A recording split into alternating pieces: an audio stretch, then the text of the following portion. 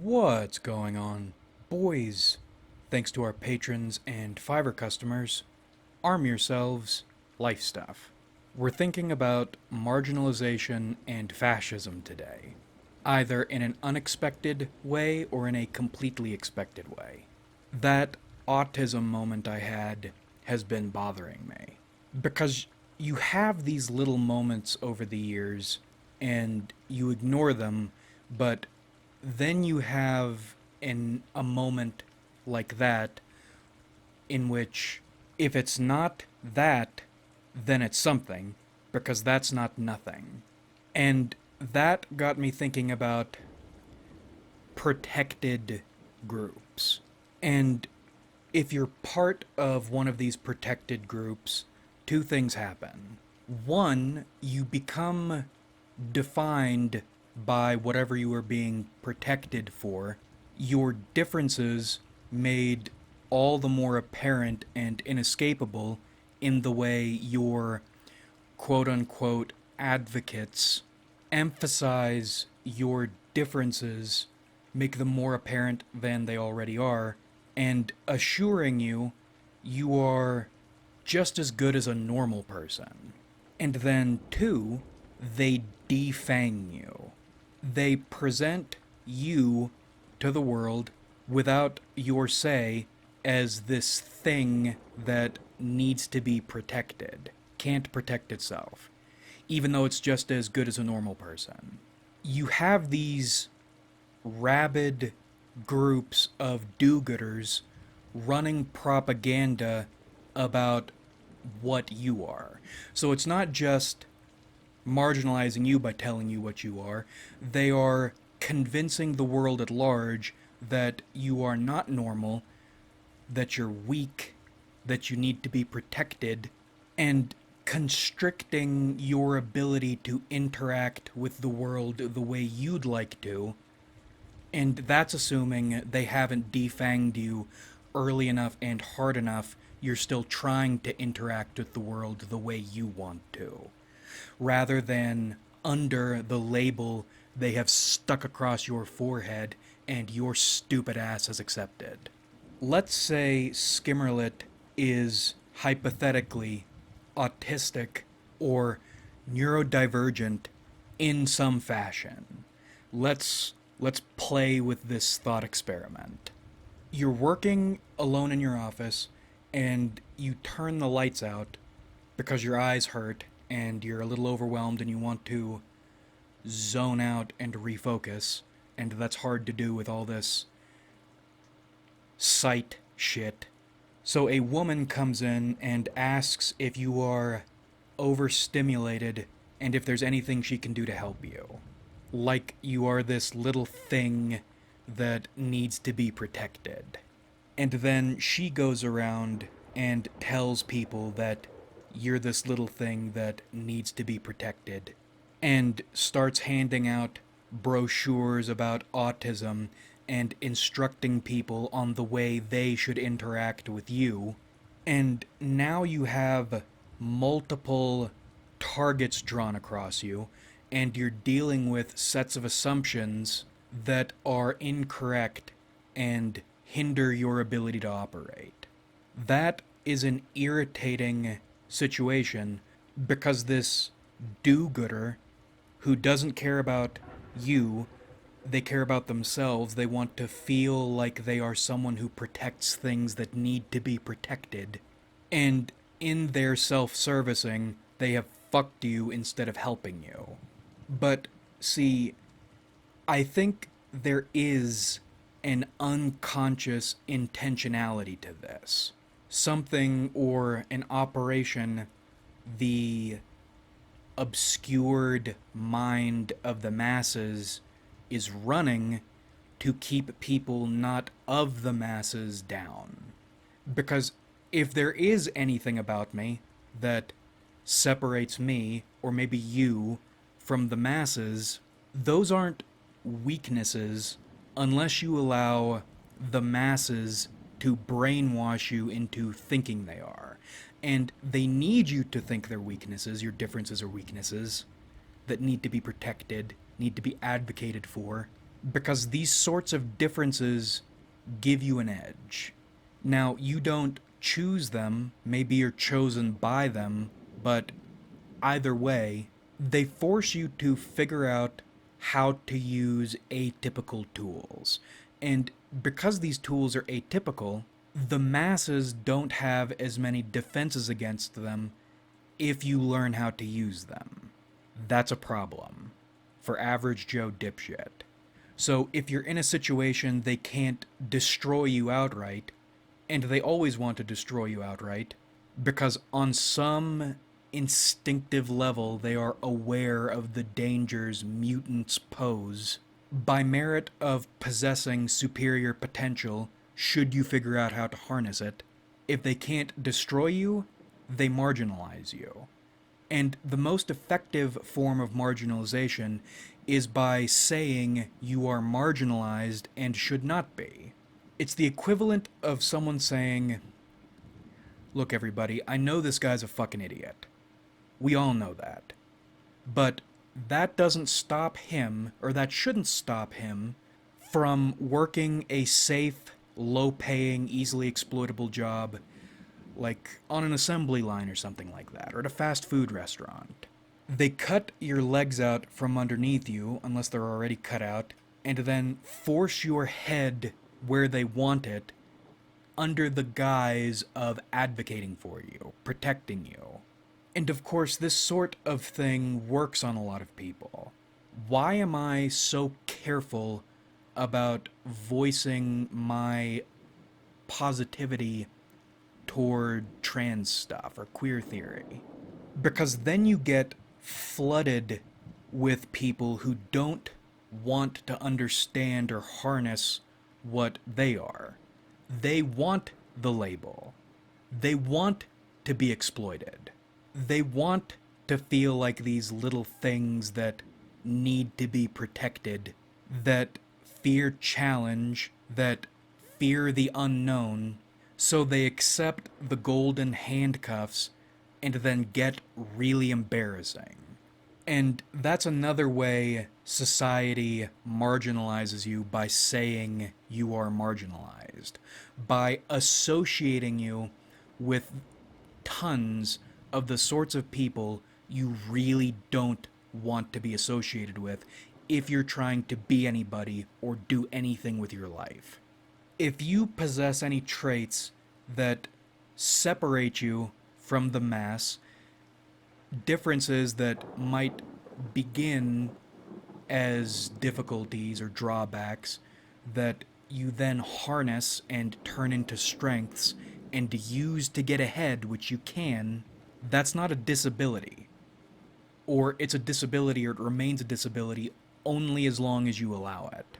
It's an advantage. You don't need to be protected from society. Society needs to be protected from you, which is what your advocates are doing. They just make it sound pretty. Your killers come with smiles. Never trust anyone's good intentions, especially if their good intentions are earnest. I'd bet good money most of these people don't understand what they're doing.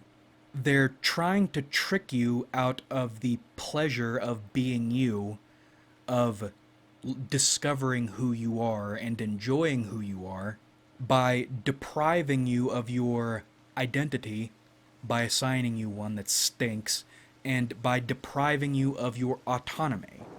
You poor little victimized thing, you can't do anything.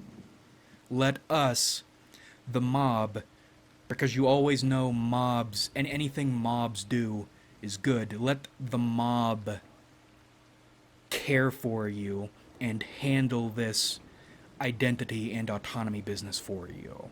So with the autism thing, maybe that is a ruler's mutation. Like unstable gene seed.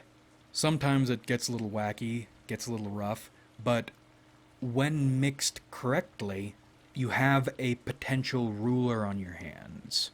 And with the queer thing, you have a potential mode of being drafter on your hands.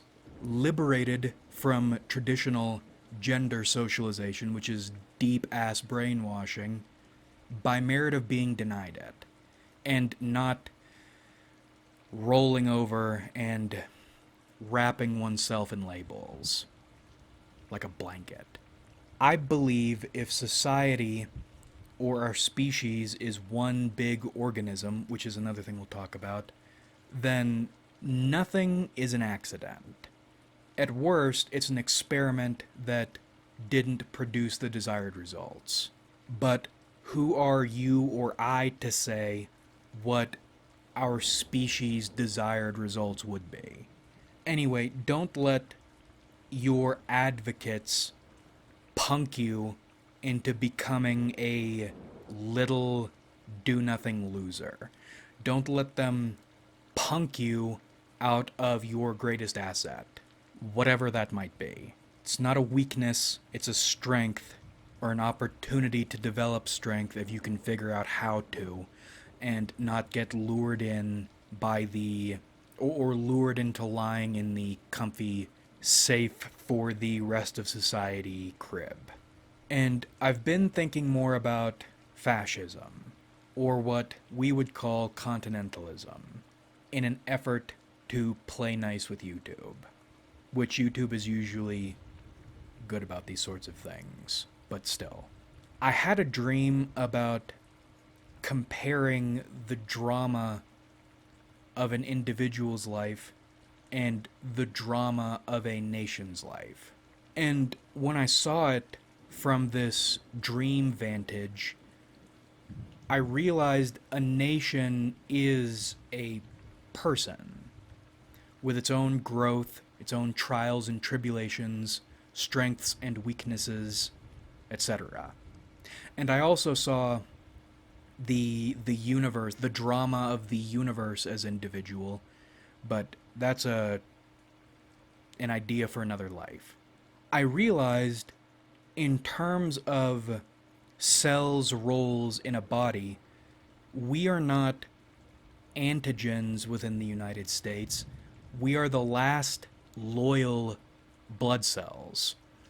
And I would say white blood cells, but I wanted to emphasize the multicultural fascist aspect of what we'll be talking about, or MF, bad MFers. The blood of a nation, right?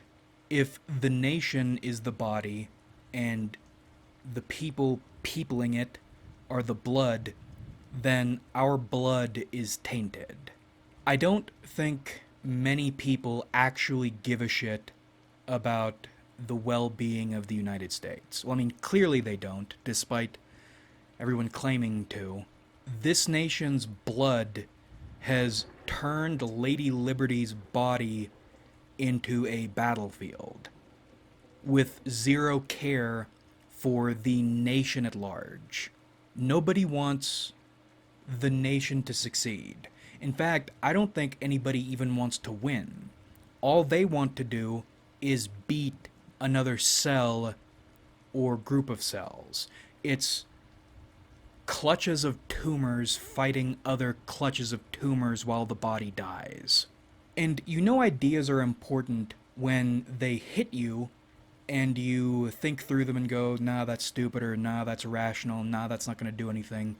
You discard them, but then they sit there in the back of your mind staring at you, waiting for your stupid ass to catch up with them. A while ago, I was thinking about starting my own nonprofit, and what we would do, theoretically, hypothetically, is identify non-citizens who would like to be citizens, either still living in their own countries or working as expats over here, and helping them through the citizenship process, acting almost like a sponsor, not just, helping them memorize things, but giving them a place to stay or helping them work out places to stay, helping them get jobs, and so on. Helping people who want to be here be here. And thinking about this blood of the nation thing, our blood is infected, we need a transfusion. One of my favorite little isms or sayings is the best Germans become Americans. Or Brazilians. You know, we're connected at the hip, sister continents. The United States is supposed to be the pinnacle of humanity. What are the best dogs in the world? Brazilian street mutts. We're supposed to be a nation of Brazilian street mutts. The greatest hits of humanity. Not born American, but becoming American. As in, this land is your land if you accept it into your heart. And it'll accept you into its heart. America needs blood that gives a shit about it. So maybe the citizenship sponsoring is a way to go later on down the line. You can't guarantee loyalty, but non-profits operated well grow exponentially. And I'm learning why non-profits are so essential. Why does every politician have their own foundation? Why does every CEO have their own foundation? Because while you are not allowed to benefit directly from your nonprofit, scaled correctly, nonprofits are allowed to bring in lots of taxpayer money, not to mention donations and regular business done. And where do nonprofits spend this money? Well, to get anything done, they need to hire contractors or they need to buy materials, and typically larger nonprofits will have apparatuses of commerce built around them. And who do you think owns those businesses? Typically, it's going to be the people running the nonprofit. So, and it's taxes like Kabbalah. You aren't allowed to take money out of your nonprofit for yourself, but you are allowed to take your nonprofit's money and to spend it at or in your businesses. That's perfectly okay. And in some cases, there is a process to that, but if you're playing both sides, you can still do it. And again, federal taxpayer money going to you, into your businesses, by the way. Or, if you don't want to do that, let's say you are a group of corporations with or a foundation each. They disperse grants to each other to get their tax breaks in the same amounts. So you've technically lost no money, but you've received the tax break. So maybe I'm wrong, maybe I'm misunderstanding what I am looking at in other places, in larger nonprofits. They seem like legal laundering methods. They're one of a series of sets of grease keeping powerful people powerful. Ergo, if we can figure out how to work nonprofits, which I'm in the process of doing, we'll have a means of recruiting and business building. Because let's say we do help or sponsor people and help them get their citizenship, help them get their feet underneath them in the States. You can't guarantee loyalty. In fact, in my experience, even if you're working very hard to help people, not only will people not be appreciative, but also they will fuck you whenever and however possible in your charitable efforts. Which is one of the reasons I'm more and more okay with the idea of treating the average person like a cow and milking them, and trying to keep them in a state of optimal milking. We are truly coming to understand the horror of the CEO mindset. And I'm willing to bet this is the way most powerful people look at people. Little cows that need to be kept docile and productive. Let's say 1 out of every 40 you help understands what you're doing, appreciates the help, and shares your vision. And there are people like that. Them, you don't just move along and throw to the American hogs. You find those people work within your own shit. The business apparatuses that have sprung up around your nonprofit to serve it. If for a typical corporation a nonprofit is a little organ, I think a nonprofit or a large nonprofit is a brain operating multiple other smaller organizations that are for profit businesses. Different ways of doing things. And these people, the ones you fill your organs with, you take care of. You refine the blood you have transfused. Now, official and genuine Americans dedicated to forming a superior gestalt. In achieving individually, one achieves collectively. And frankly, you don't need tons of people to make a difference. We need fewer men and better. Something I'm learning about your enemies. If Joe Dipshit is an undedicated, undisciplined coward who will fold or run at small amounts of pressure, and the mass is a collection of Joe Dipshits, and your enemies come from the mass, then most of your enemies are going to be undedicated, undisciplined coward wimps. Most people are so uncomfortable with conflict generally, but conflict with stakes especially, by design, the way they've been socialized, the way they've been brainwashed to be docile, not rocking the boat in any way that matters cows. You can deal with them or even scare them off without needing to do anything to them. I mean, you can do things to them, and that's one of my weaknesses. I haven't totally figured out how to do things to people and get away with it. But I'm realizing you can rout quite a few sorts of people just by not backing down when they get or try to get ugly. They're cows. I think a small, dedicated group of people, of humans, can do more against cows than cows and their ranchers would want you to think. And that's in our current environment. Normally, we doom and gloom talk about what can be done after this environment collapses. I think there are ways to do things in this environment to make things even better for Americans, true Americans, when this situation collapses. The nation lets the tumors destroy themselves and then uses their corpses to fertilize the fields farmed or ranched by good blood.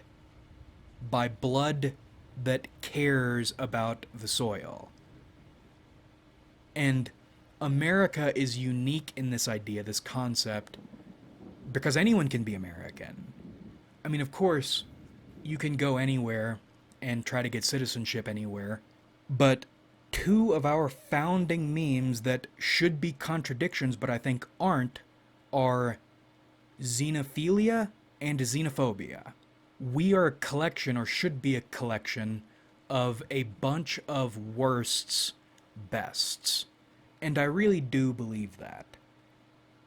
Example. English is a conqueror's language. That's one of the reasons, I mean, you don't need to be perfect grammar at all times. Grammar changes, language changes. But the care you take with your language, I think, says a lot about you. Because you are, when you speak, you are wielding a conqueror's tool. That's why the English can't speak English. They are the desiccated corpse of a conqueror. They can't wield their own language anymore. And a long time ago, I think in the antigen video itself actually, we discussed the idea of terraforming. Not a different planet, but a nation or a species for the coming of a new competitive god in the on the battlefield of gods, duking it out on our planet using us. I think America wants to be reborn refined. And even if it is almost totally improbable, I really don't think it's impossible. If you can't believe in a god or rely on a god to take care of you, if you can't trust people, you don't believe in anything, you at least have your blood and the soil you're standing on. And you are totally equipped to make them both better. You and your nation are a shared activity and aspiration. And the stuff I'm talking about, or have been talking about, it's not even a 20-year plan, but it is a possibility. It's there if you want it and you care enough about yourself and your land to gun for it. A calling all the more important if you have been separated from the infected blood, denied that straightforward fall in path in life. We'll cut it here, but these are ideas that are refining.